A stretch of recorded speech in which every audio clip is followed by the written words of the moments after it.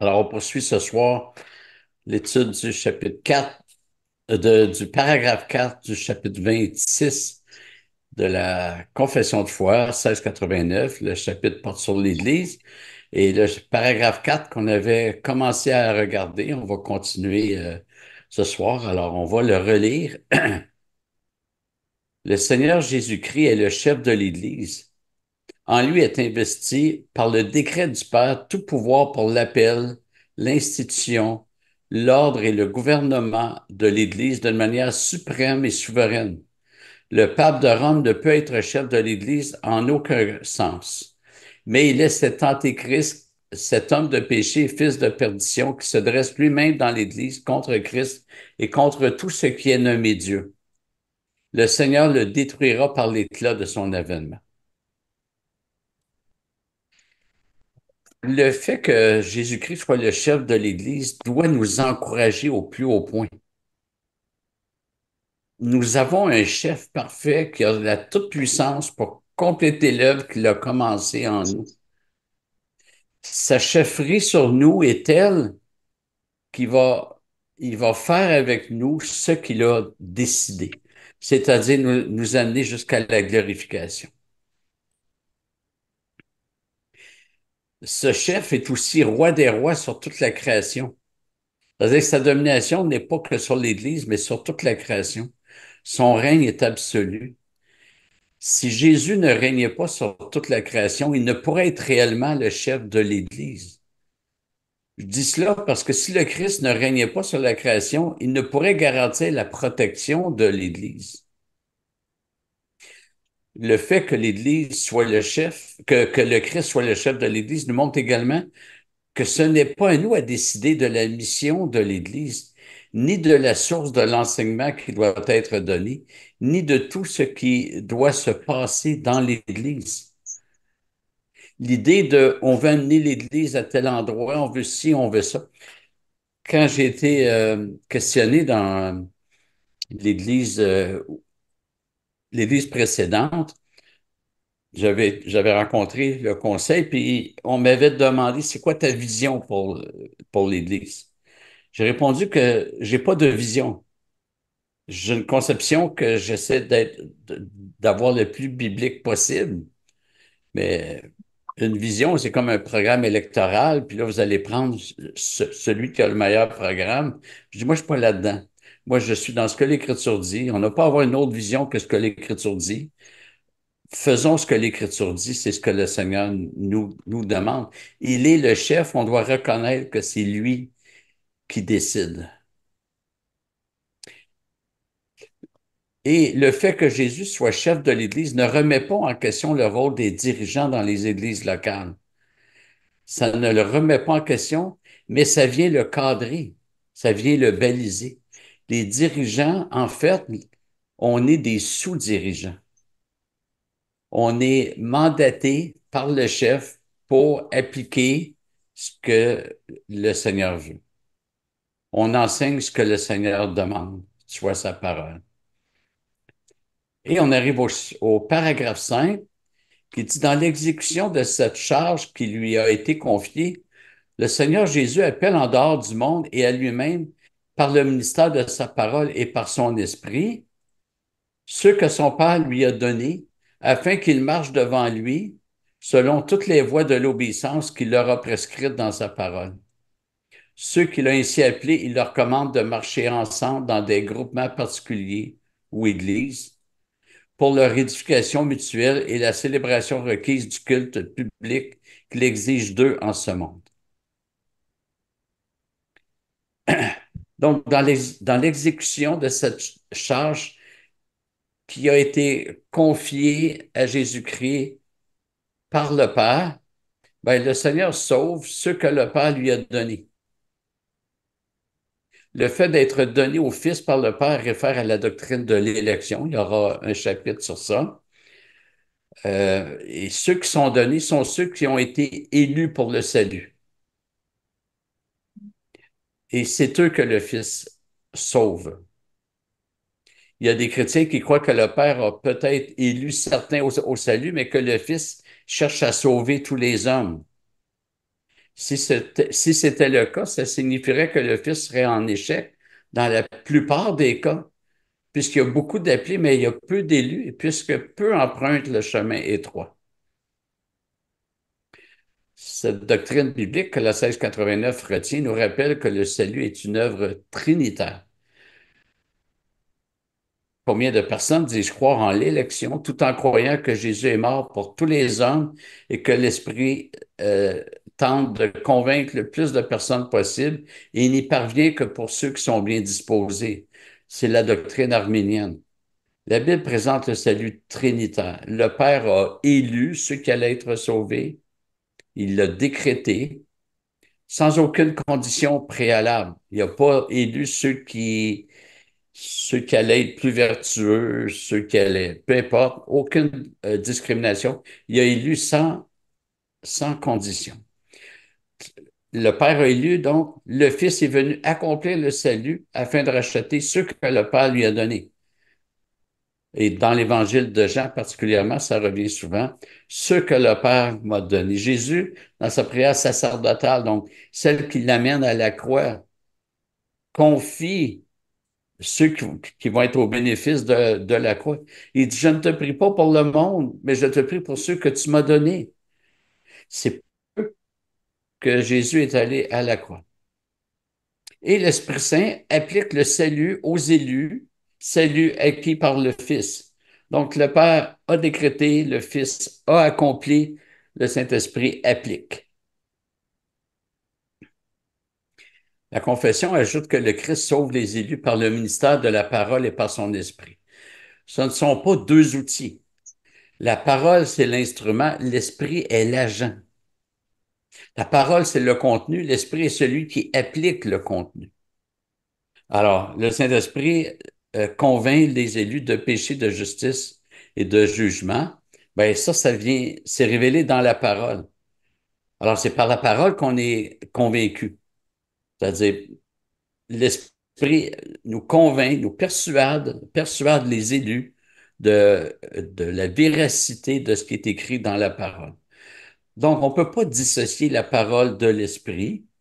On voit ça dans le monde protestant à l'occasion. Moi, j'ai pas besoin d'études bibliques, j'ai le Saint-Esprit. Combien de personnes sur Facebook, Marc, sont allées à l'école du Saint-Esprit? C'est une façon de dire qu'ils n'ont pas étudié la Bible sérieusement et qu'ils n'en ont pas besoin. La parole, c'est l'épée de l'esprit. On ne peut pas dissocier ça. On ne peut pas retirer l'épée du carquois que le Saint-Esprit porte. Et l'esprit et la parole euh, fon- fonctionnent ensemble. Depuis, depuis tantôt que je vous parle, j'utilise la parole, mais j'ai besoin du souffle pour parler. Je ne peux pas parler et retenir mon souffle en même temps. Or, le mot souffle et le mot esprit, c'est le même mot grec. Donc, Dieu a marqué dans notre nature cette réalité-là. Et si on veut faire l'œuvre de Dieu, ça ne peut être que par sa parole, dans la dépendance au Saint-Esprit. Si on veut que l'Esprit de Dieu agisse dans nos églises, dans notre Église et dans nos vies, chez nos enfants, ce ne sera que par la parole de Dieu. Le rôle de la parole de Dieu devrait mettre fin à l'idée d'une succession apostolique que revendiquent les catholiques et certains protestants. Parce que quand on parle de succession apostolique, on parle que il y a, il y a des apôtres. Dieu continue à appeler des apôtres de nos jours. Jésus, quand il a préparé ses apôtres à son départ, mais à la venue du Saint-Esprit, il a dit, je vous ai parlé de cela pendant que je demeure auprès de vous. Alors, c'est clairement aux apôtres, auprès des apôtres qui étaient. Et ça continue au verset 26, mais le consolateur, l'Esprit Saint que le Père enverra en mon nom, vous enseignera toutes choses et vous rappellera tout ce que je vous ai dit. Encore une fois, c'est aux apôtres. À qui est-ce qu'il a dit ça? C'est le contenu de son enseignement, Et il a dit ça aux apôtres, puis le Saint-Esprit allait rappeler et enseigner ces choses-là, c'est-à-dire que les apôtres ont compris le sens des paroles de Jésus après la Pentecôte. Euh, et nous, on n'est pas en reste. On reçoit ce que le Saint-Esprit a fait comprendre aux apôtres, on le reçoit par l'écriture que les apôtres nous ont laissée. Donc, le Seigneur a confié à ceux qui ont suivi Jésus, à ceux qui ont reçu ses enseignements, alors que Jésus était ici sur terre, il leur a confié la révélation finale, ce qui est maintenant notre Nouveau Testament. Alors, de deux choses l'une, soit le ministère apostolique est terminé et la révélation est complète, soit que le ministère apostolique a une succession et la révélation n'est pas complète. Et si l'on dit que le ministère apostolique a eu une succession, il faut bien qu'il y ait des traces dans le Nouveau Testament. Or, jamais il n'est question de succession apostolique. C'est vrai que Judas a été remplacé par Matthias comme apôtre, mais c'était uniquement pour démarrer l'Église avec 12 colonnes. On connaît la valeur du nombre 12. Il y avait les 12 tribus d'Israël, puis le Seigneur a voulu qu'il y ait 12 apôtres pour montrer une continuité. Mais plus loin dans les Actes, Luc relate la mort de l'apôtre Jacques. Acte 12.2. Hérode fit mourir par l'épée Jacques, frère de Jean. C'est les fils de Zébédée. Jacques était apôtre, il est mort et il n'a pas été remplacé. De plus, nous ne voyons pas la nomination d'apôtre dans les Épîtres. Paul demande de nommer des anciens, des diacres. C'est tout. Pas d'apôtre. Et donc, il ne peut y en avoir et nous allons voir une des raisons.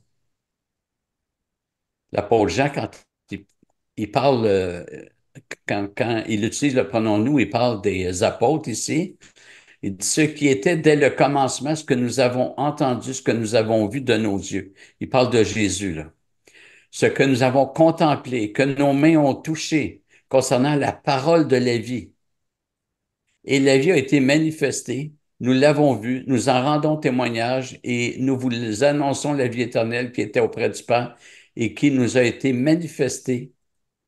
Ce que nous avons vu et entendu, nous vous l'annonçons à vous aussi, afin que vous aussi, vous soyez en communion avec nous. Or, notre communion est avec le Père et avec son Fils Jésus-Christ. Ceci, nous, que notre joie soit complète. Alors, ici, Jean parle du témoignage apostolique. Les apôtres peuvent témoigner, ils ont été des témoins, ils ont vu, ils ont touché, ils ont entendu. Et pour qu'on goûte à la communion avec Dieu, la même euh, que les apôtres goûtent, ben, les apôtres ont écrit. Euh, on revient au verset 3, ce que nous avons vu et entendu, nous vous l'annonçons à vous aussi, afin que vous aussi, vous soyez en communion avec nous. On n'a pas besoin de voir Jésus de nos yeux, de le toucher. Nous recevons, et c'est par la foi, nous recevons le témoignage apostolique, de sorte qu'on goûte à la même communion avec Dieu que les apôtres avaient et ont toujours. Et c'est par les écrits. Ceci, nous l'écrivons afin que notre joie soit complète.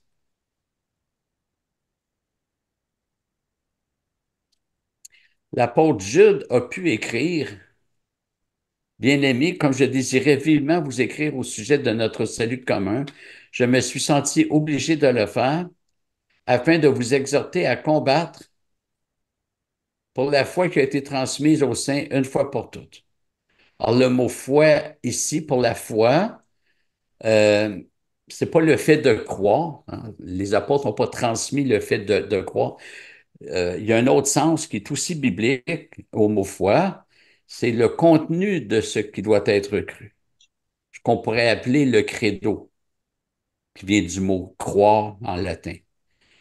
Donc, Et là, on peut dire que les apôtres nous ont transmis la foi, c'est-à-dire ce qui doit être cru. Ils l'ont fait une fois pour toutes. On n'a plus rien à attendre de nouvelles révélations ici-bas. Peut-être que dans l'éternité, il y aura autre chose, on verra. Mais présentement, on n'a rien à attendre de nouveau.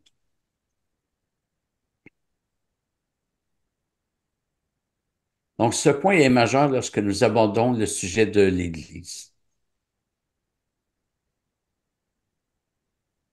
Qui est-ce qui gouverne l'Église? C'est le Christ. Qui est-ce qui gouverne l'Église? C'est la parole du Christ.